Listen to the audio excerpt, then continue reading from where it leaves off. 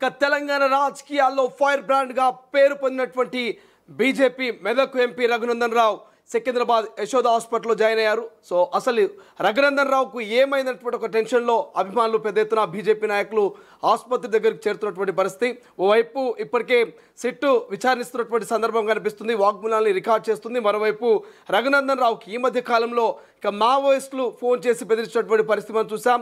తాజా ఈ పరిణామాల మధ్య ఎందుకు రఘునందన్ రావు ఆసుపత్రికి వెళ్లాల్సి వచ్చింది, ఎందుకు రఘునందన్ రావు ఆసుపత్రిలో జాయిన్ అయ్యారంటూ కూడా ఇక రఘునందన్ రావుకు సంబంధించినటువంటి అభిమానులు బీజేపీ నేతలు పెద్ద ఎత్తున టెన్షన్ పడుతున్నారు. టెన్షన్ పడుతూనే కొంతమంది ఆయన్ను చూడడానికి ఇక యశోద హాస్పిటల్కి చేరుతున్నటువంటి పరిస్థితి మనకు కనిపిస్తుంది. అసలు బీజేపీ ఎంపీ ఫైర్ బ్రాండ్ అయినటువంటి రఘునందన్ రావుకు ఏమైంది, ఎందుకు ఆయన యశోద హాస్పిటల్లో జాయిన్ అయ్యారు, ఒకసారి ఆ డీటెయిల్స్ చూసే ప్రయత్నం చేద్దాం. సో తెలంగాణ రాజకీయాల్లో ఫైర్ బ్రాండ్గా పేరున్నటువంటి మెదక్ బీజేపీ ఎంపీ రఘునందన్ రావు ఆసుపత్రిలో చేరారు. సికింద్రాబాద్లోని యశోద ఆసుపత్రిలో జాయిన్ అయ్యారు. ఆయన ఆర్థోపెడిక్ వార్డులో ఆయనకు చికిత్స అందిస్తున్నట్టుగా తెలుస్తోంది. దీంతో ఆయన అభిమానులు బీజేపీ శ్రేణులు ఆందోళన చెందుతున్నాయి. రఘునందన్ త్వరగా కోలుకోవాలని, ఆసుపత్రి నుంచి డిశ్చార్జ్ కావాలంటూ ఇక భగవంతుని వేడుకుంటున్నటువంటి పరిస్థితి మనకు కనిపిస్తుంది. ఆయన ఆసుపత్రిలో చేరిక హెల్త్ బులెటిన్పై పూర్తి వివరాలు తెలియాల్సి ఉంది. అయితే తెలంగాణ బీజేపీ కీలక నేత మెదక్ ఎంపీ రఘునందన్ రావు శుక్రవారం సాయంత్రం సికింద్రాబాద్ యశోద ఆసుపత్రిలో చేరారు. ఆర్థోపెడిక్ వార్డులో చికిత్స తీసుకుంటున్నట్టుగా సమాచారం. మరోవైపు తెలంగాణ సంచలనం సృష్టించిన ఫోన్ ట్యాపింగ్ కేసులో బీజేపీ ఎంపీ రఘునందన్ రావు స్టేట్మెంట్ తీసుకున్నారు సిట్ అధికారులు. ఇక కాలి గాయంతో సికింద్రాబాద్ యశోద ఆసుపత్రిలో చికిత్స పొందుతున్న రఘునందన్ రావు దగ్గరకు వెళ్ళినటువంటి సిట్ అధికారులు ఆయన స్టేట్మెంట్ రికార్డ్ చేసుకున్నారు. నిన్న మీడియాతో మాట్లాడిన Raghunandan Rao phone tapping case విచారణపై తీవ్ర అసంతృప్తి వ్యక్తం చేసిన సంగతి తెలిసిందే. ఈ కేసులో సిట్ విచారణ ఎటుపోతుందో అర్థం కావడం లేదన్నారు. తాను దుబ్బాక ఉప ఎన్నికల టైంలోనే తన ఫోన్ ట్యాపింగ్ జరిగిందంటూ ఫిర్యాదు ఇచ్చానని, కానీ ఇప్పటి వరకు తనను సిట్ విచారణకు పిలవలేదన్నారు. కానీ ఈ కేసుకు సంబంధం లేని కాంగ్రెస్ నేతలను విచారణకు పిలుస్తున్నారంటూ అసహనం వ్యక్తం చేశారు. తాను అసలు ఫోన్ ట్యాపింగ్ బాధితుడని, తనను విచారణకు పిలవకుండా ఎవరెవరినో పిలుస్తున్నారంటూ ఎంపీ రఘునందన్ రావు ఆగ్రహం వ్యక్తం చేశారు. ఈ కేసును గాంధీ భవన్ జూబ్లీహిల్స్ మధ్య పంచాయతీలా మార్చారని, సిట్కు చిత్తశుద్ధి లేదని ఇక రఘునందన్ రావు విమర్శలు చేశారు. ఈ క్రమంలోనే సిట్ అధికారులు రఘునందన్ రావు స్టేట్మెంట్ను రికార్డ్ చేసుకున్నట్టు తెలుస్తోంది. ఇటీవలే రఘునందన్ రావుకు మావోయిస్టుల నుంచి బెదిరింపు కాల్ వచ్చిన విషయం తెలిసిందే. దీనిపై విచారణ చేపట్టిన పోలీస్ శాఖ మెదక్ ఎంపీకి భద్రత అవసరమని నిర్ధారణకు వచ్చింది. ఇకపై రఘునందన్ రావు పర్యటనలో ఎస్కాట్ ఏర్పాటు చేయాలని నిర్ణయించింది.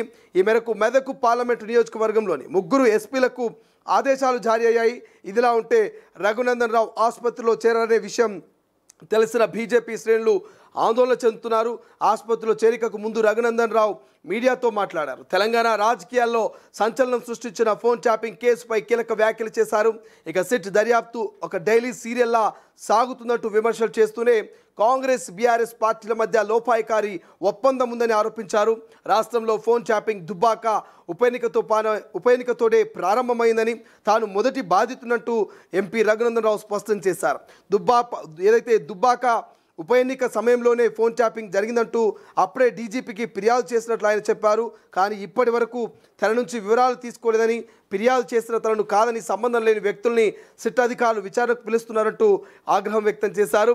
ఇక ఈ కేసు విచారణలో చివరికి గాడిద గుడ్డు తప్ప ఏమీ తేలనంటూ ఆయన దుయ్యబట్టారు. ఇక తనకు బెదిరింపు కాల్స్ వస్తున్నాయని ఫిర్యాదు చేస్తే నియోజకవర్గానికి వెళ్ళినప్పుడు సమాచారం ఇస్తే భద్రత కల్పిస్తామని పోలీసులు చెప్పారని ఆయన తెలిపారు. కాగా ఇటీవల ఎంపీ రఘునందన్ రావుకు మావోయిస్టుల నుంచి బెదిరింపు కాల్స్ వచ్చిన విషయం తెలిసిందే.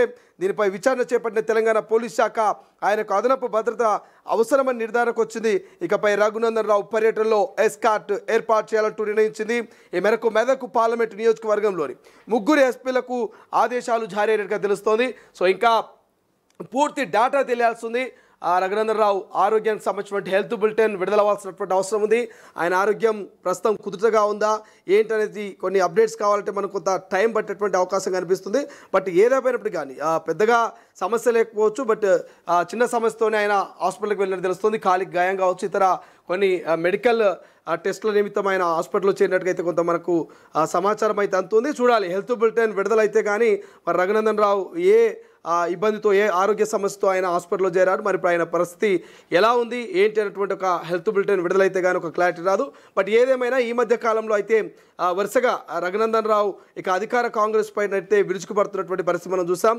అది కాళేశ్వరం అయినా లేకపోతే ఫోన్ ట్యాపింగ్ అయినా ఇంకా ఏ అంశమైనప్పటికీ మాత్రం తన వాయిస్ను వినిపిస్తున్నారు రఘునందన్ రావు. సో రఘునందన్ రావు సిట్కి కూడా చాలా సూటిగానే కొన్ని ప్రశ్నలు విసిరారు. నత్తనడకన జరుగుతున్నటువంటి విచారణని వేగవంతం చేయాలని, అసలైనటువంటి బాధితుని విచారించకుండా ఎవరెవరినో విచారిస్తున్నారంటూ రఘునందన్ రావు సిట్కు అటు అధికార కాంగ్రెస్ పార్టీకి అయితే సూటిగా మరి ప్రశ్నిస్తున్నటువంటి పరిస్థితి చూద్దాం. హెల్త్ బులెటిన్ విడుదలైతే కానీ రఘునందన్ రావు ఆరోగ్య పరిస్థితి కావచ్చు మరిన్ని విషయాలు కానీ తెలిసేటువంటి పరిస్థితి కనిపించట్లేదు.